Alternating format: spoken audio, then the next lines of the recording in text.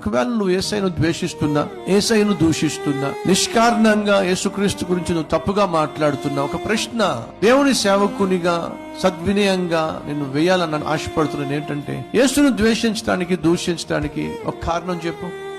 పాపిష్టి మనిషిని ప్రాణంగా ప్రేమించాడు, అందుకోసం ద్వేషిద్దాం యేసుక్రీస్తును. పాపిష్టి మనిషిని రక్షించడానికి పరలోకాన్ని విడిచిపెట్టి భూమి మీదకు వచ్చాడు, అందుకోసం యేసయ్యను ద్వేషిద్దామా? పాపిష్టి మనిషిని, వెలివేయబడిన మనిషిని తాను సమాజంలో విలువ కలిగిన వ్యక్తిగా జీవింపచేశాడు, అందుకోసం యేసుక్రీస్తును ద్వేషిద్దామా? కుంటి వాళ్లకు కాళ్ళు ఇచ్చాడు, గుడ్డి వాళ్లకు కళ్ళు ఇచ్చాడు, కుష్టి రోగులను బాగు చేశాడు, చచ్చిపోయిన వారిని సహితము బ్రతికించాడు, అందుకోసం యేసయ్యను ద్వేషిద్దామా, దూషిద్దామా?